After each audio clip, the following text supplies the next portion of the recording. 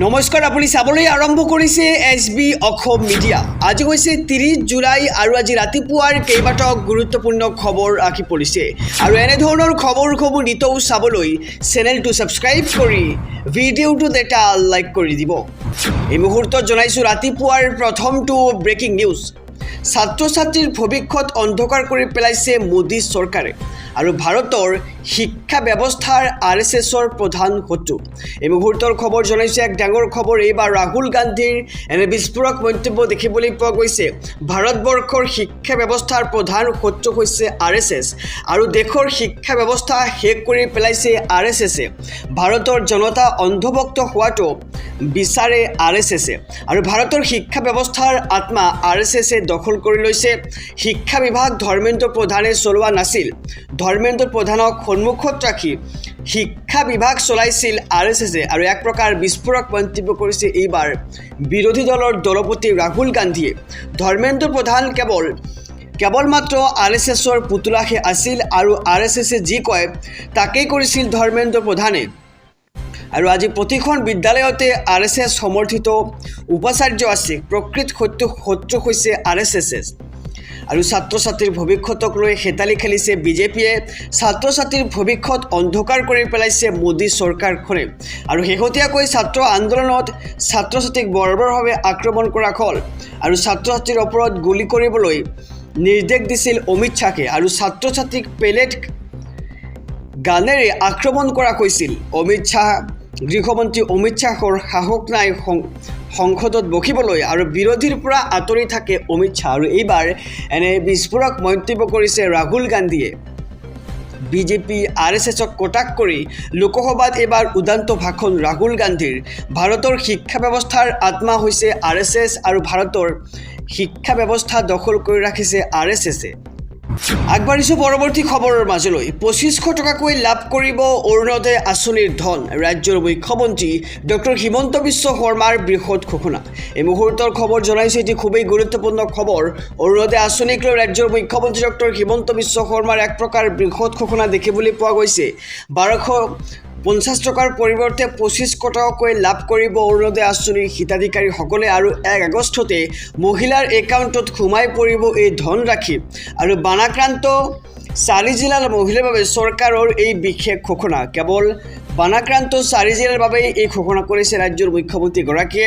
শিৱসাগৰ, চৰাইদেউ আৰু যোৰহাট, গোলাঘাটৰ হিতাধিকাৰী অৰ্থাৎ মহিলাই পাব এই ধন আৰু 15,000 টকাৰ সাহায্যৰ লগতে লাভ কৰিব অতিৰিক্ত 1250 টকা অৰুণোদয় আঁচনিৰ। অৱশ্যে আন জিলাৰ মহিলাসকলে এইবাৰ আগতকৈ কমকৈ পাব অৰুণোদয় আঁচনিৰ ধন। সামাজিক মাধ্যমযোগে ঘোষণা কৰিছে ৰাজ্যৰ মুখ্যমন্ত্ৰী ডক্টৰ হিমন্ত বিশ্ব শৰ্মাই। আমি জনাই গৈছোঁ খবৰ। অৰুণোদয় আঁচনিক লৈ মুখ্যমন্ত্ৰী ডক্টৰ হিমন্ত বিশ্ব শৰ্মাৰ ডাঙৰ ঘোষণা। 1250 টকাৰ পৰিৱৰ্তে 2500 টকাকৈ পাব অৰুণোদয় আঁচনিৰ ধন আৰু এয়া কেৱল 4 জিলাৰ মহিলাৰ বাবেহে। আগবাঢ়িছোঁ পৰৱৰ্তী খবৰৰ মাজলৈ। বানত মৃতকৰ পৰিয়ালক দিব 9 লাখকৈ টকা আৰু সন্তানহীন লোকৰ পৰিয়ালক পাব এই ধন আৰু এই ঘোষণা কৰিছে ৰাজ্যৰ মুখ্যমন্ত্ৰী ডক্টৰ হিমন্ত বিশ্ব শৰ্মাই। জনাইছোঁ এটি খুবেই গুৰুত্বপূৰ্ণ খবৰ। বানত মৃত্যু হোৱা লোকৰ পৰিয়াললৈ মুখ্যমন্ত্ৰী ডক্টৰ হিমন্ত বিশ্ব শৰ্মাৰ ডাঙৰ ঘোষণা। মুঠ 9 লাখ টকাকৈ লাভ কৰিব মৃতকৰ পৰিয়ালৰ লোকে আৰু চৰকাৰে 4 লাখ মুখ্যমন্ত্ৰীৰ সাহায্য পুঁজিৰ পৰা দিব 5 লাখকৈ টকা। আনফালে বাধ্যতামূলক নাথাকিব মৰণোত্তৰ পৰীক্ষাৰ ৰিপৰ্ট আৰু চক্ৰ বিষয়াই প্ৰমাণপত্ৰ লিখি দিলেই প্ৰয়োজন নাই মৰণোত্তৰ পৰীক্ষাৰ আৰু এমাহলৈকে বানত সন্তানহীন লোকৰ পৰিয়ালে পাব এই চৰকাৰী সাহায্য আৰু বানত সন্তানহীন হোৱা লোকক ঘোষণা কৰা হ'ব মৃত বুলি। তেনে লোকৰ পৰিয়ালেও লাভ কৰিব 9 লাখকৈ টকা আৰু আনফালে সামাজিক মাধ্যমযোগে ৰাজ্যৰ মুখ্যমন্ত্ৰী ডক্টৰ হিমন্ত বিশ্ব শৰ্মাই এই ঘোষণা কৰিছে আৰু বানত মৃত্যু হোৱা লোকৰ পৰিয়াললৈ ৰাজ্যৰ মুখ্যমন্ত্ৰী ডক্টৰ হিমন্ত বিশ্ব শৰ্মাৰ এনে ডাঙৰ ঘোষণা। মুঠ 9 লাখ টকাকৈ লাভ কৰিব মৃতকৰ পৰিয়ালৰ লোকে। আগবাঢ়িছোঁ পৰৱৰ্তী খবৰৰ মাজলৈ। আকৌ কঁপিব দেশ। CJPৰ আন্দোলনৰ পিছত এইবাৰ ৰিজাৰ্ভেশ্যন হটাও আন্দোলন। সমগ্ৰ দেশজুৰি CJPৰ আন্দোলনৰ পিছত এইবাৰ আকৌ কঁপাব দেশ ৰিজাৰ্ভেশ্যন হাটাও নামৰ আন্দোলনেৰে। এই মুহূৰ্তৰ খবৰ জনাইছোঁ, ধৰ্মেন্দ্ৰ প্ৰধানৰ পদত্যাগৰ পাছত আকৌ কঁপিব দেশ। CJPৰ প্ৰতিবাদৰ দৰে আন এক আন্দোলন সাজু। এইবাৰ চাকৰি শিক্ষাৰ ক্ষেত্ৰত থকা সংৰক্ষণ ব্যৱস্থাৰ বিৰোধিতা জনতাৰ। ৰিজাৰ্ভেশ্যন হাটাও আন্দোলন কৰিবলৈ সাজু হৈছে লাখ লাখ লোক আৰু দুটাকৈ ফেচবুক পেজৰ জৰিয়তে চলিছে এই সদস্য ভৰ্তি। RHA নামৰ পেজটোৰ ইতিমধ্যে অতিক্ৰম কৰিছে 50 লাখৰো অধিক ফলোৱাৰ্ছ আৰু ৰিজাৰ্ভেশ্যন ৰিমুভেল সংঘ নামেৰেও খুলিছে আন এক একাউণ্ট। নামভৰ্তি, নিযুক্তি ইত্যাদি থকা সাংবিধানিক সংৰক্ষণৰ বিৰোধিতা আৰু RRSৰ মতে সংৰক্ষণ ব্যৱস্থাই প্ৰকৃত প্ৰতিভাক বঞ্চিত কৰে আৰু উচ্চ জাতিৰ ব্যাপক সংখ্যাক নতুন প্ৰজন্মই সঁহাৰি জনাইছে আন্দোলনলৈ। ধৰ্মেন্দ্ৰ প্ৰধানৰ পদত্যাগৰ পাছত আকৌ কঁপিব দেশ আৰু CJPৰ প্ৰতিবাদৰ দৰে আন এক আন্দোলন সাজু কৰিছে জনতাই। এইবাৰ চাকৰি শিক্ষাৰ ক্ষেত্ৰত থকা সংৰক্ষণ ব্যৱস্থাৰ বিৰোধিতা জনতাৰ আৰু ৰিজাৰ্ভেশ্যন হাটাও আন্দোলন কৰিবলৈ সাজু হৈছে লাখ লাখ লোক আৰু আনফালে দুটাকৈ ফেচবুক পেজৰ জৰিয়তে চলিছে সদস্য ভৰ্তি আৰু সেই দুটাকৈ ফেচবুক পেজত প্ৰায় 50 লাখৰো অধিক ফলোৱাৰ অতিক্ৰম কৰিছে। সমগ্ৰ ৰাজ্যবাসীক জনাইছোঁ আৰু এটি ব্ৰেকিং নিউজ ডাঙৰ খবৰ। অসমৰ বানাক্ৰান্তলৈ 15.3 লাখ টকাৰ আৰ্থিক সাহায্য ইউটিউবাৰ কেৰী মিনিটিৰ। 8 ঘণ্টা লাইভ ষ্ট্ৰীম কৰি সংগ্ৰহ কৰিলে 13.3 লাখ টকা আৰু বানে জুৰুলা কৰা অসমবাসীৰ ওচৰত থিয় দিছে এতিয়া দেশৰ কেইবাগৰাকী আগশাৰীৰ ইউটিউবাৰ। জনপ্ৰিয় ইউটিউবাৰ কেৰী মিনিটিয়ে ইউটিউবত বানপীড়িতৰ বাবে লাইভ ষ্ট্ৰীমৰ এটা অনুষ্ঠান কৰিছিল আৰু চেৰিটি লাইভ ষ্ট্ৰীমৰ জৰিয়তে তেওঁ 13,03,937 টকা ধন সংগ্ৰহ কৰিছে আৰু এই ধন অসমৰ জনতাক বিলাই দিয়াৰ সিদ্ধান্ত গ্ৰহণ কৰিছে ইউটিউবাৰ কেৰী মিনিটিয়ে।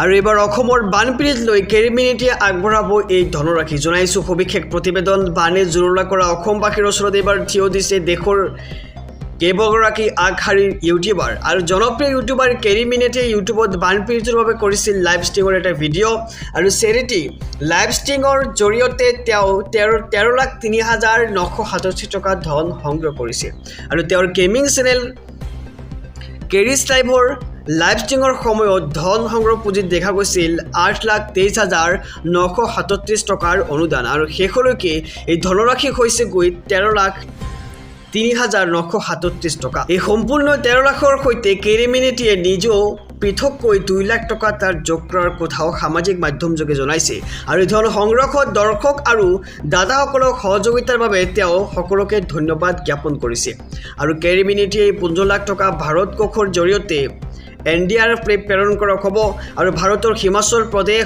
অসম, গুজৰাটৰ বানপীড়িত লৈ এই ধন আগবঢ়োৱা হ'ব আৰু বিপদৰ সময়ত জনতাৰ কাষত পূৰ্বেও থিয় দিছে কেৰী মিনিটিয়ে আৰু 2020 চনত অসম আৰু বিহাৰত হোৱা বানৰ ফলত ক্ষতিগ্ৰস্ত পৰিয়াললৈ তেওঁ লাইভ ষ্ট্ৰীম কৰি 10,31,137 টকা বৰঙণি আগবঢ়াইছিল আৰু সেই সংগ্ৰহৰ সৈতে তেওঁ নিজেও 1 লাখ টকা যোগ কৰি মুঠ বৰঙণি 11.31 লাখ টকা আগবঢ়াইছিল। উল্লেখ্য যে প্ৰয়োজন যে শিৱসাগৰ, নাজিৰা, চৰাইদেউৰ বৃহত্তৰ এলেকা বানত ক্ষতিগ্ৰস্ত হৈছে।